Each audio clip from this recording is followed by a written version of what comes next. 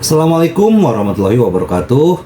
Salam sejahtera buat kita semua. Semoga kita semua dalam keadaan sehat jasmani dan rohani, tidak kekurangan satu apapun. Amin ya robbal alamin. Oke, Mimin akan melanjutkan cerita Liontin Giok Naganya. Tapi seperti biasa, bantu dulu tekan tombol like dan berkomentar juga Tuan dan Nona. Terima kasih sesudah dan sebelumnya. Terima kasih. Mari kita lanjutkan saja ceritanya. Yes. Bab 1917 sampai 1920.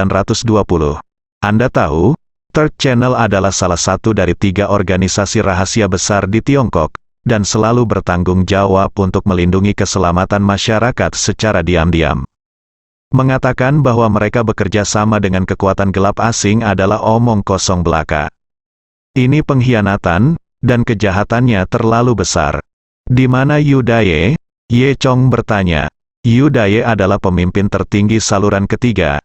Dia memiliki hubungan pribadi yang baik dengan Ye Chong dan Zhu Jiayin. Yu Daye juga banyak membantu Ye Chong pada awalnya.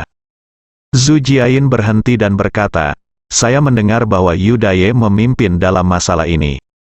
Ye Chong bahkan lebih sulit dipercaya. Dia juga sangat akrab dengan Daye. Sangat tidak mungkin untuk mengatakan bahwa Yu Daye berkolaborasi dengan musuh dan pengkhianatan.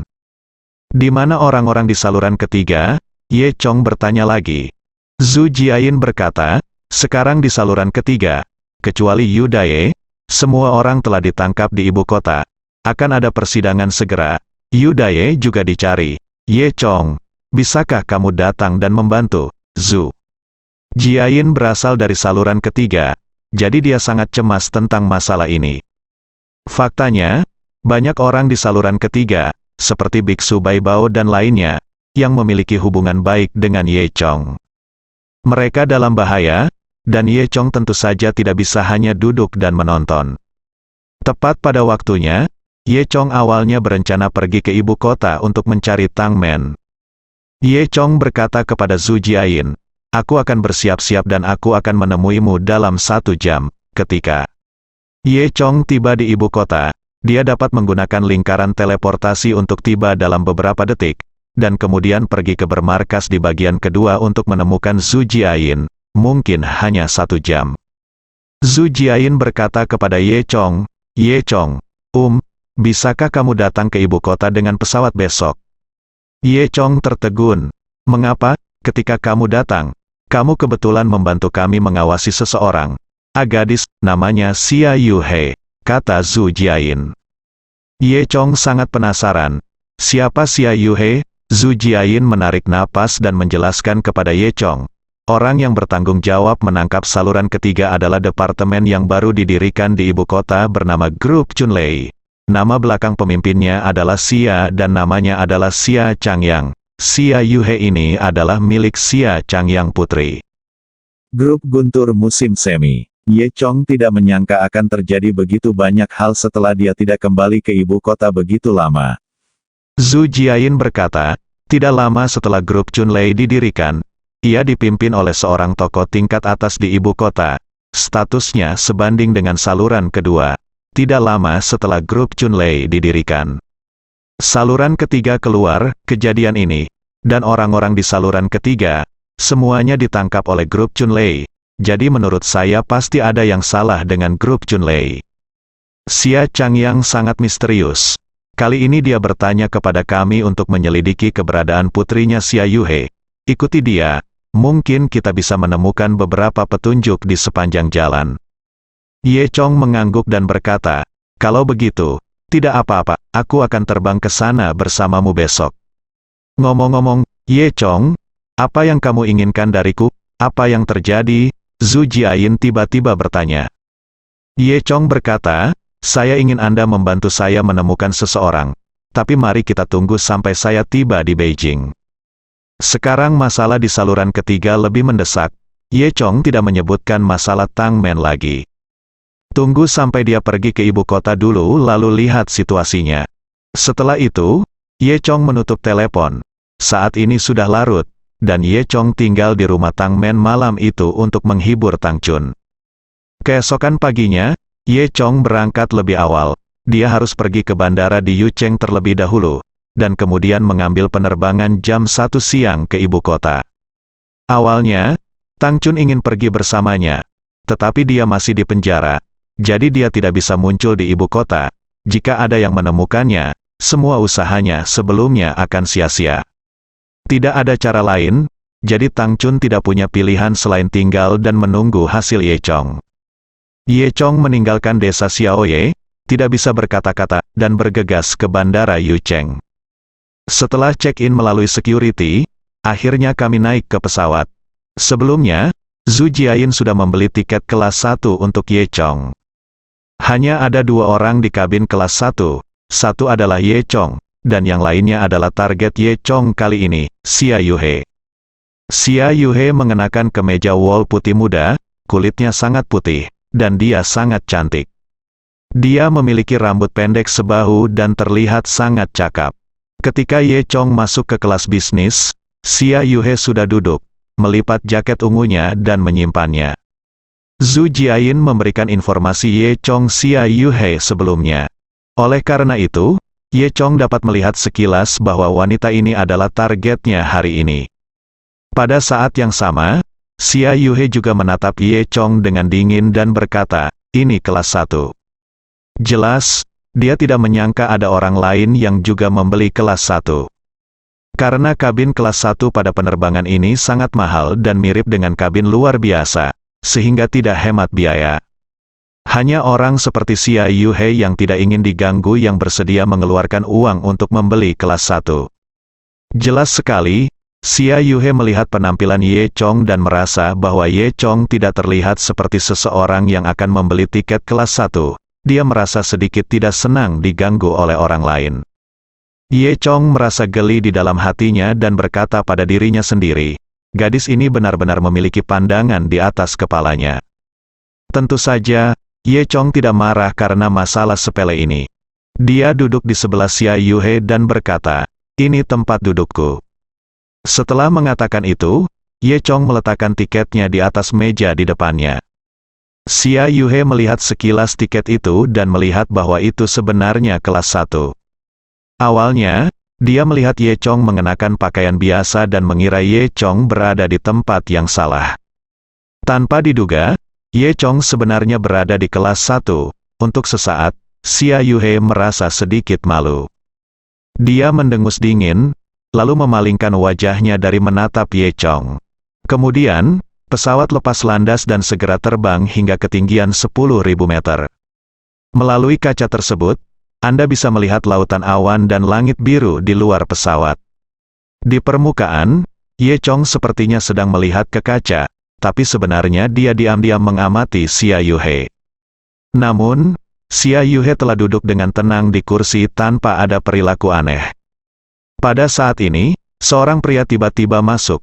Pria ini mengenakan jaket hitam dan kacamata hitam, bertubuh tinggi dan memiliki potongan rambut 1 inci. Dia masuk ke kabin kelas 1 dengan kecepatan tinggi. Lalu dia melirik Xia Yuhe dan Ye Chong dengan mata di balik kacamata hitamnya. Ye Chong tahu bahwa dia dan Xia Yuhe adalah satu-satunya orang di kabin kelas 1 di pesawat ini. Oleh karena itu, jaket hitam ini segera membangkitkan kewaspadaan Ye Chong. Pada saat ini, Xia Yuhe, yang sedang memejamkan mata dan berkonsentrasi, tiba-tiba duduk tegak dan memegang erat tas tangan elfnya. Ye Chong menyipitkan matanya dan melihat jaket hitam itu. Tentu saja, ada sesuatu yang tidak biasa. Sekilas Ye Chong bisa tahu bahwa jaket hitam ini bukan orang biasa, tapi seorang pejuang, dan orang asing. Menurut klasifikasi orang asing, pria ini seharusnya adalah prajurit level A, setara dengan level prajurit Tianji. Ada master seperti itu di sini, dan Ye Chong secara intuitif mengatakan kepadanya bahwa itu tidak mudah. Saat itu, seorang pramugari berseragam merah datang. Dia dengan sopan berkata kepada jaket hitam, "Tuan, saya minta maaf, Anda berada di tempat yang salah." Jaket hitam itu sangat sopan dan berkata sambil tersenyum, "Oh, maaf." Kemudian, jaket hitam itu berbalik dan meninggalkan kabin kelas 1. Di saat-saat terakhir sebelum berangkat, dia tak lupa melirik ke arah Xia Yuhe. Pramugari berkata, "Maafkan aku," kepada Ye Chong dan Xia Yuhe, lalu keluar. Memanfaatkan celah saat pramugari membuka pintu, Ye Chong mengamati para penumpang di kabin biasa. Ada banyak penumpang di dalam kabin, dan sekitar 2/3 kursi terisi. Duduk di baris pertama di luar pintu kelas 1 adalah seorang pria pendek dengan kepala gundul, tubuh langsing, dan mengenakan sweater coklat. Pria kecil ini mengintip ke sekeliling dengan tatapan yang sangat cabul. Ye Chong bisa melihat sekilas bahwa pria kecil ini adalah seorang pencuri dan pelaku kebiasaan. Di baris berikutnya, ada sepasang suami istri yang duduk, terlihat sangat manis. Di belakang pasangan itu, ada seorang pria yang sangat aneh. Lelaki itu sedang memegang sebuah koper di tangannya. Ia bahkan tidak meletakkan koper tersebut di rak bagasi. Ia hanya memegangnya erat-erat dan memandang sekeliling dengan mata waspada. Ia tampak sangat memperhatikan koper tersebut. Ye Chong memperhatikan orang ini lebih dekat. Pihak lain juga melihat Ye Chong dari udara. Dia merasa Ye Chong memiliki niat jahat. Dia dengan cepat memeluk koper di tangannya erat-erat dan menatap Ye Chong dengan hati-hati. Meskipun orang ini aneh, dia sepertinya bukan bagian dari geng jaket hitam. Di baris terakhir kabin, sedang duduk seorang laki-laki berjaket hitam. Di sebelahnya ada 2 orang laki-laki asing yang sama-sama memegangi bahunya. Ye Chong tahu bahwa kedua pria ini juga pejuang. Mungkin tidak mudah bagi ketiga orang ini untuk muncul di sini. Mereka pasti punya rencana, dan kemungkinan besar menargetkan Xia Yuhe. Ketika Ye Chong ingin melihat lagi, pintunya telah tertutup sepenuhnya. Di kabin kelas 1, hanya Ye Chong dan Xia Yuhe yang tersisa.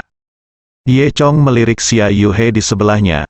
Xia Yuhe masih duduk diam. Tanpa mengucapkan sepatah kata pun, masih memegang erat tas LV di tangannya. Ye Chong tidak mengatakan apa-apa dan hanya duduk di kursinya. Sekitar setengah jam berlalu seperti ini, tiba-tiba pesawat yang tadi stabil tiba-tiba bergetar hebat. Lalu, sirene pesawat berbunyi.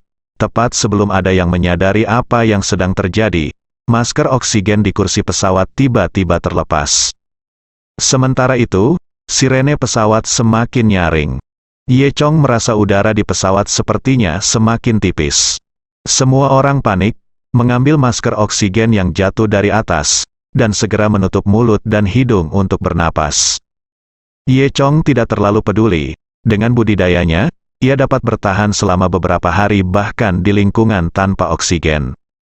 Saat ini, Ye Chong melihat Xia Yuhe di sebelahnya. Dia masih memegang erat tas elfnya dengan kedua tangan dan tidak mengambil masker oksigen di atasnya. Oksigennya sudah sangat tipis. Jika terus seperti ini, Xia Yuhe bisa mati karena kekurangan oksigen. Ye Chong mengira Xia Yuhe ketakutan. Dia membungkuk dan ingin membantu Xia Yuhe menarik masker oksigen di atas kepalanya. Ketika Ye Chong mendekati Xia Yuhe tiba-tiba mengeluarkan pistol hitam kecil dari tas elfnya dan mengarahkannya ke Ye Chong. "Jangan bergerak, aku sudah tahu kamu orang jahat.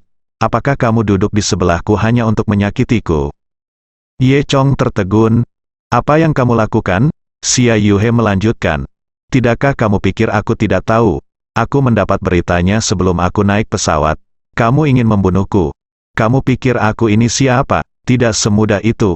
Wajah Xia Yuhe berubah karena kegembiraannya.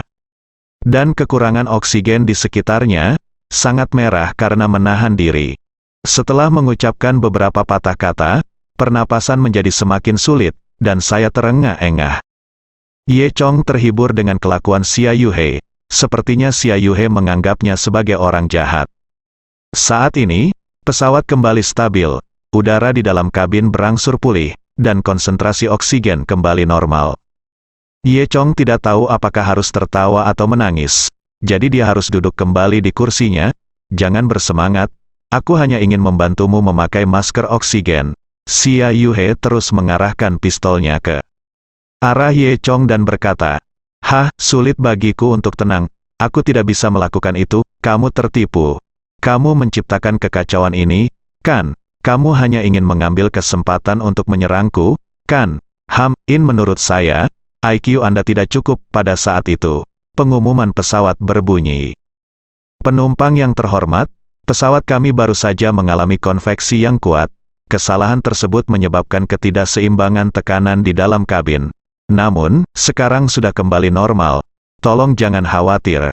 Kami dengan tulus meminta maaf atas ketidaknyamanan yang ditimbulkan kepada semua penumpang. Saya berharap yang terbaik untuk Anda. Semoga perjalanan Anda menyenangkan. Setelah mendengarkan radio, wajah Xia Yuhe tiba-tiba memerah. Dia hanya mengatakan bahwa kecelakaan itu disebabkan oleh Ye Chong, tetapi radio memberitahunya bahwa itu ternyata konveksi yang kuat. Xia Yuhe sedikit malu dan berkata dengan canggung, "Kalau begitu kamu masih ingin memanfaatkan kekacauan untuk menyerangku, kan? Kalau tidak, kenapa kamu mendekatiku?" Ye Chong menunjuk ke masker oksigen di atas sambil tersenyum. Dan berkata, "Kupikir kamu sedang diserang, aku terlalu takut untuk bergerak. Jadi aku hanya ingin memakaikannya untukmu." Xia Yuhe mendengus. Wajahnya semakin malu. Lalu dia meletakkan pistolnya dan menyembunyikannya di elfnya tas. "Oke, jadi itu yang terjadi. Aku salah paham padamu. Tapi kamu harus tahu bahwa orang-orang sepertiku, yang sering mengalami angin kencang dan ombak, pasti akan sedikit, gugup loh." Xia Yuhe adalah malu, jelaskan. Ye Chong tersenyum dan tidak berkata apa-apa. Saat ini, teriakan tiba-tiba datang dari luar. Itu berasal dari kabin biasa. Xia Yuhe segera memasukkan tangannya ke dalam dompetnya lagi dan mengencangkan cengkeramannya pada pistolnya. Ye Chong keluar dan membuka pintu. Saat ini, di kabin luar, sekelompok orang sedang mengelilingi seorang pria. Pria itu adalah orang yang melindungi tasnya sebelumnya. Dia sepertinya menderita suatu penyakit, dan seluruh tubuhnya terus-menerus bergerak-gerak. Pramugari cantik berseragam merah itu berjongkok bersila di samping pria itu, memberinya pertolongan pertama. Beberapa orang berkumpul, memandang pria yang tergeletak di tanah dengan heran. Jaket hitam memiliki ekspresi tenang di wajahnya. Dia melihat Ye Chong keluar dan bahkan tersenyum pada Ye Chong. Ketika Ye Chong berjalan mendekat, pria yang jatuh ke tanah tiba-tiba mengejang dan kemudian mati. Banyak orang yang terlalu takut untuk melihat lebih jauh dan menutup mulut mereka. Pramugari juga berdiri tanpa daya. Ye Chong melihat dan memastikan bahwa jantung pria itu telah berhenti berdetak. Kemungkinan besar karena turbulensi pesawat tadi dan kekurangan oksigen yang ekstrim, ditambah dengan penyakit yang diderita pria itu sendiri, penyakit tersembunyinya tiba-tiba muncul dan dia meninggal mendadak. Sekarang orang itu sudah mati, bahkan Ye Chong tidak punya cara untuk menyelamatkannya. Setelah beberapa detik pertama ketakutan, banyak penumpang mulai protes. Wajar saja, mereka tidak senang harus tinggal bersama jenazah di area tertutup selama beberapa jam.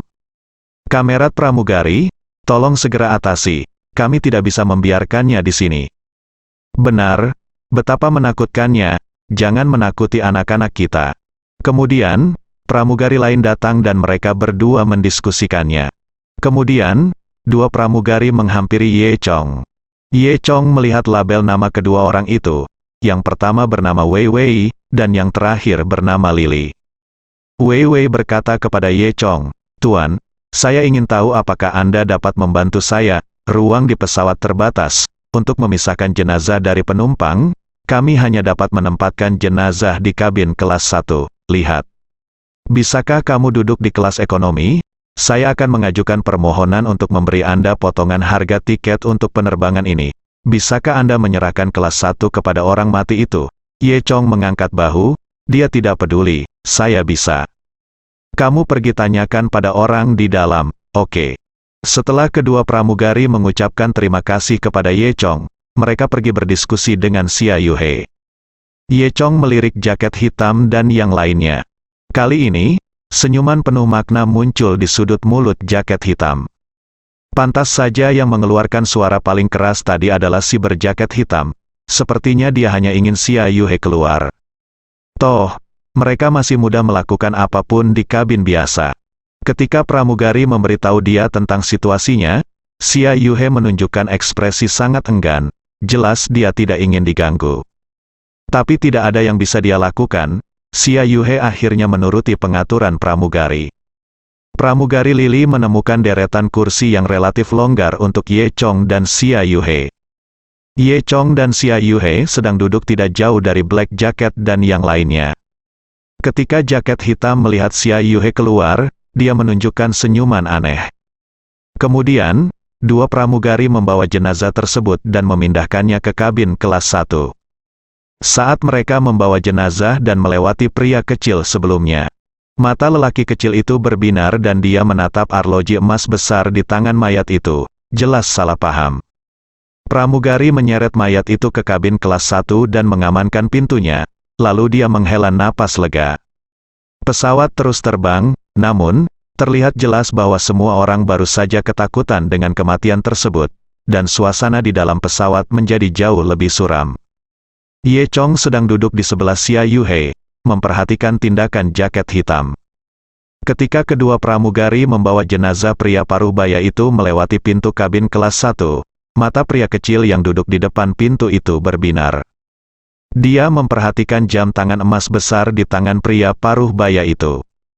Kedua pramugari meletakkan jenazah di tempatnya, lalu berjalan keluar dan menutup pintu kabin kelas 1, lalu menghela napas lega.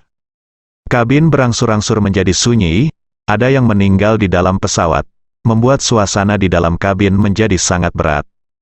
Pesawat masih terbang di ketinggian, tidak ada apa-apa di ketinggian, sepertinya pesawat terbang sangat lambat. Ye Chong sedang duduk di kursinya, dia melihat jaket hitam di sebelahnya, selalu memandang dirinya dan Xia Yuhe dengan tatapan aneh dan menyeramkan. Ye Chong tahu bahwa jaket hitam itu memiliki niat buruk, tapi sepertinya jaket hitam itu tidak berniat mengambil tindakan. Oleh karena itu, Ye Chong juga berdiri diam dan ingin melihat perkembangan selanjutnya. Xia Yuhe sedang memegang bahunya saat ini, tangannya merogoh tas elfnya, memegang pistol kecil yang tersembunyi di dalamnya.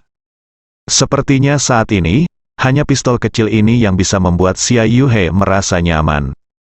Tak lama kemudian, tiba-tiba terdengar teriakan dari depan kabin. Jeritan ini sangat keras dan menakutkan, hanya mereka yang sangat ketakutan yang dapat mengeluarkan suara seperti itu.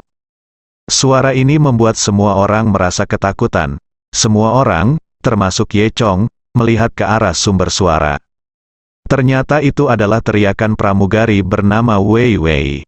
Wei Wei menutup mulutnya dan bersandar di kursi di belakangnya, seolah dia sedang menjauh dari sesuatu. Dan tidak jauh dari kakinya, ada seorang laki-laki yang sedang berbaring. Itu adalah laki-laki kecil dengan alis yang menyeramkan dari sebelumnya. Saat ini, lelaki kecil itu sudah meninggal, wajahnya pucat dan ekspresinya ketakutan, seolah-olah dia ketakutan setengah mati oleh sesuatu. Di tangan kanan lelaki kecil ini, ada 3 jari yang hilang, berlumuran darah dan berdarah, seolah-olah dirobek oleh seseorang. Pemandangan yang begitu mengerikan, tak heran pramugari begitu ketakutan hingga berteriak seperti itu. Ye Chong berjalan mendekat dan melihat lebih dekat pada pria kecil itu, dia sudah mati. Dia sangat terkejut, pria kecil ini sepertinya ketakutan setengah mati. Apa yang dia lihat? Apa yang terjadi? Ye Chong bertanya pada pramugari Wei Wei. Wei Wei menjawab dengan gemetar, dia baru saja keluar dari kabin kelas 1, lalu dia jatuh ke tanah dan mati tanpa berlari 2 langkah. Itu dia. Ye Chong mengerutkan kening dan melihat sampul kosong yang pertama kabin kelas. Pintunya terbuka, dia membuka pintu dan ingin masuk. "Tuan, hati-hati, apakah ada hantu di dalam?" tanya Wei Wei dengan suara rendah. Saat ini, Lily juga datang dan saling mendukung dengan Wei Wei. Ye Chong tersenyum dan berkata, "Jangan khawatir, tidak akan ada hantu." Ini hanya kata-kata Ye Chong untuk menghibur kedua pramugari. Faktanya, Ye Chong tidak yakin apa yang ada di dalamnya. Namun, meski ada hantu, Ye Chong tidak peduli. Karena hantu bukan tandingannya. Lalu, Ye Chong membuka pintu dan masuk. Kedua pramugari itu berpikir sejenak dan mengikuti Ye Chong masuk. Keduanya mengikuti Ye Chong dari dekat, tampak sangat ketakutan dan menolak untuk pergi. Ketika mereka masuk, mereka menemukan bahwa tubuh pria paruh-baya yang ditempatkan di sini telah menghilang. Seluruh kabin kelas 1 tidak terlalu luas. Dan dapat dilihat sekilas, kedua pramugari itu mengingat dengan jelas dan meletakkan jenazah di lantai di lorong. namun kini tidak ada apa-apa. Di sini, tidak mungkin ada hantu di sini. Wajah kecil Wei Wei menjadi pucat karena ketakutan. Ye Chong juga merasa aneh di hatinya, bagaimana mungkin mayat tiba-tiba menghilang. Pada saat ini, Ye Zhan tiba-tiba merasa seolah-olah seseorang sedang menatapnya di belakangnya. Dia segera menoleh ke belakang dan berjalan melewati lorong kabin, hanya untuk melihat seseorang berdiri di baris terakhir kabin.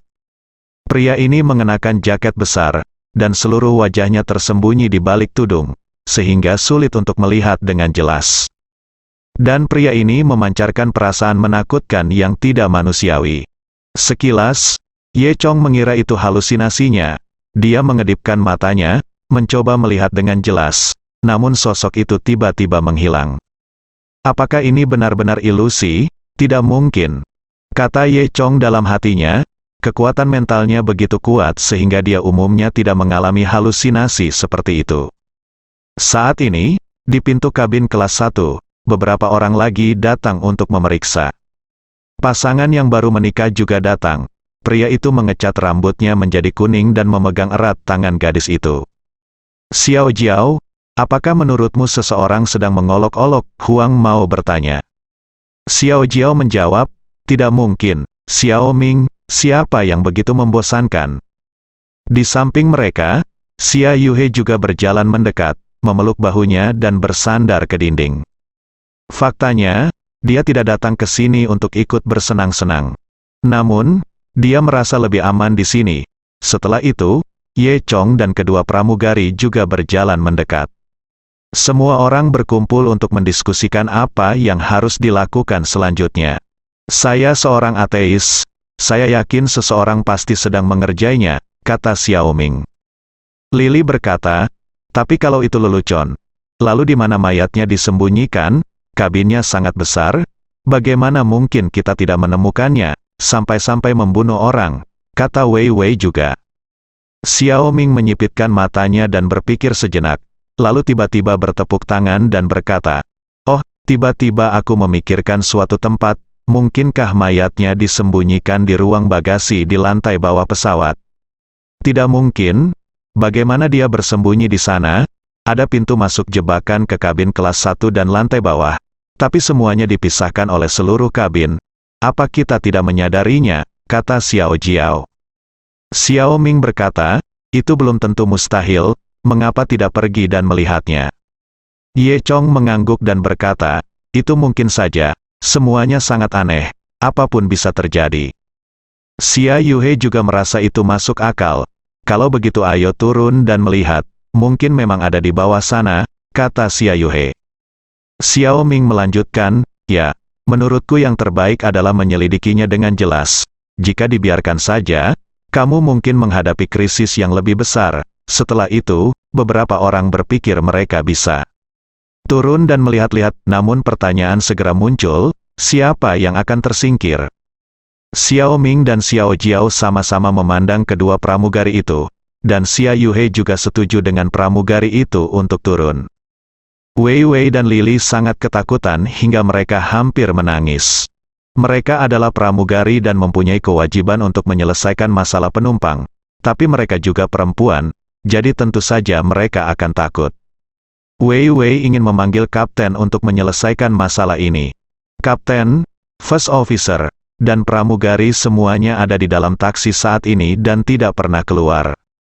Namun, Wei Wei kemudian membunyikan bel pintu 2 kali, tetapi tidak ada jawaban sama sekali. Kedua pramugari itu semakin khawatir dan tidak tahu harus berbuat apa. Pada saat ini, Ye Chong berkata, lupakan saja. Biarkan aku turun ke lantai dasar dan melihat dulu. Wei Wei dan Lily memandang Ye Chong dengan penuh rasa terima kasih, seolah-olah mereka berterima kasih. Setelah itu, semua orang mendatangi gudang kecil di belakang pesawat. Di tengah lantai gudang kecil terdapat pintu jebakan. Bila dibuka terdapat tangga gantung yang mengarah langsung ke ruang bagasi di lantai bawah. Pasangan muda, Xia Yuhe, dan kedua pramugari berkumpul. Ye Chong tidak ragu sama sekali dan menuruni tangga. Hati-hati, Tuan, teriak Wei Wei pelan dari atas. Belakangan, kaki Ye Chong menginjak ruang kargo pesawat, dan dia bahkan bisa merasakan aliran udara di luar pesawat. Lantai bawah tanah gelap gulita, dan sekitarnya dipenuhi dengan suasana dingin. Ye Chong mengambil senter yang diberikan pramugari dan berjalan ke depan. Faktanya, Ye Chong tidak membutuhkan senter sama sekali. Mata Dewa Naga miliknya dapat melihat menembus kegelapan di sekelilingnya. Alasan dia memegang senter karena terlalu malas menjelaskan kepada pramugari dan orang lain. Lantai ini seluruhnya digunakan untuk bagasi terdaftar. Kota-kota dengan berbagai ukuran disusun rapi dalam tumpukan, ditutup dengan jaring tali untuk dipasang. Ye Chong berjalan melewati celah di tengah dan berjalan dari awal hingga akhir, tetapi tidak menemukan sesuatu yang aneh. Tubuh pria parubaya seharusnya tidak lagi menjadi tipe ini. Suasana di sekelilingnya sunyi, dan satu-satunya suara yang bisa didengarnya hanyalah napasnya sendiri. Jika itu orang lain, dia mungkin akan sangat ketakutan dengan lingkungan ini. Ye Chong berjalan berkeliling dan tidak menemukan apapun, dan hendak kembali. Dan ketika dia menoleh, dia secara tidak sengaja melirik ke celah antara dua tumpukan barang bawaan. Di celah itu, ada bayangan. Hati Ye Chong tergerak. Dia melihat dengan hati-hati dan menemukan bahwa itu adalah pria berkerudung aneh yang dia lihat di kabin sebelumnya. Saat ini, pria berkerudung itu masih bersembunyi di kegelapan, memancarkan aura jahat. "Siapa kamu?" Ye Chong bertanya. Setelah beberapa detik terdiam, pria itu mencibir. Tawanya sangat keras, seolah-olah itu adalah tawa hantu. Bahkan Ye Chong merasa ketakutan setelah mendengar ini. Saat dia hendak memeriksa silangnya dengan cermat, sosok itu menghilang lagi.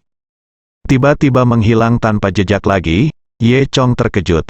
Untuk bisa menghilang begitu cepat di depan matanya harus ada tingkat kekuatan tertentu. Namun, Ye Chong tidak melihat adanya budidaya pada pria berkerudung tadi. Selain itu, hanya ada satu kemungkinan, pria berkerudung ini benar-benar hantu. Namun, tidak peduli apa itu, Ye Chong tidak peduli. Meskipun itu hantu, dia punya cara untuk menghadapinya. Kemudian, Ye Chong mengikuti jalan aslinya, menaiki tangga, dan berjalan keluar dari pintu jebakan. Saat ini, dua pramugari, pasangan muda, dan Xia Yuhe semua dengan cemas menunggu Ye Chong. Melihat Ye Chong keluar dengan selamat, mereka menghela nafas lega pada awalnya. "Bagaimana kabarmu? Apakah ada sesuatu di bawah sana?" Xiao Ming bertanya dengan tidak sabar. Ye Chong menggelengkan kepalanya. "Aku sudah melihatnya, tapi tidak ada." "Itu terlalu aneh." Xiao Ming sedikit kecewa. Semua orang tidak mendapat apa-apa. Kemudian, mereka memindahkan tubuh lelaki kecil itu ke kabin kelas 1 dan menaruhnya di sana. Pramugari berterima kasih kepada Ye Chong dan yang lainnya dan meminta mereka kembali ke tempat duduk mereka. Dan ketika Ye Chong dan Xia Yuhe kembali ke tempat duduk mereka, Ye Chong tiba-tiba menemukan bahwa jaket hitam dan kedua kaki tangannya telah menghilang. Kabinnya sebesar itu, dan tidak ada bekas jaket hitam sama sekali. Sekalipun orang mati menghilang begitu saja, kini orang yang hidup juga mulai menghilang begitu saja. Penerbangan ini sungguh aneh. Tepat ketika Ye Chong sedang berpikir liar, keributan lain terjadi di depan. Seorang gadis kecil menemukan pramugari Wei Wei. Ternyata gadis kecil itu ingin ke toilet, namun pintu toilet selalu tertutup. "Aku sudah menunggu setengah jam dan aku tidak tahan lagi." "Baiklah, bisakah kamu meminta orang-orang di dalam untuk segera bergegas?" kata gadis kecil itu dengan wajah memerah. Wei Wei mengangguk, lalu mengikuti gadis kecil itu ke pintu toilet. Wei Wei mengetuk pintu dengan lembut, "Dong dong dong." Ada juga respon dari pintu, "Dong dong dong." Kata Wei Wei, "Penumpang ini, aku benar-benar minta maaf, ada penumpang di sini yang berada di dalam mobil. Cepat ke kamar mandi, bisakah kamu cepat?" Tidak ada yang berbicara di dalam. Wei Wei mengira orang-orang di dalam marah. Jadi dia berkata, "Saya benar-benar minta maaf, ini juga situasi khusus. Saya harap Anda bisa mengerti." Tidak ada yang mengatakan apapun di dalam. Wei Wei merasa sedikit aneh dan mengetuk pintu lagi. Orang-orang di dalam masih menjawab, "Dong dong dong." Wei Wei bertanya, "Penumpang, bisakah Anda menjawab saya? Jika tidak nyaman, silakan ketuk pintunya. Masih belum ada jawaban, Wei Wei mengetuk pintu lagi. Orang-orang di dalam menjawab, dong dong dong. Wei Wei menemukan bahwa orang-orang di dalam hanya merespons ketika dia mengetuk pintu. Dan ketika dia bertanya, tidak ada jawaban sama sekali. Wei Wei merasa ada sesuatu yang terjadi pada orang-orang di dalam. Jadi dia terus bertanya, penumpang, apakah terjadi sesuatu padamu? Tidak ada jawaban dari dalam, penumpang. Jika Anda tidak dapat menjawab lagi, maka saya akan membukakan pintu. Jika Anda tidak perlu membuka pintu, silakan jawab atau ketuk pintunya, tambah Wei Wei. Masih belum ada respon dari dalam. Wei Wei berpikir pasti ada yang tidak beres. Dia segera pergi ke gudang untuk mencari kuncinya. Kemudian, dia mengetuk pintu untuk terakhir kalinya untuk memastikan, penumpang, jika Anda tidak menjawab, saya akan membuka pintu sekarang. Masih tidak ada suara di dalam. Wei Wei menunggu beberapa detik, lalu membuka pintu kamar mandi tanpa ragu. Dengan bunyi klik kunci terbuka. Setelah Wei Wei membuka pintu, pemandangan di dalam membuat gadis kecil yang baru saja pergi ke toilet ketakutan hingga dia kencing di celana.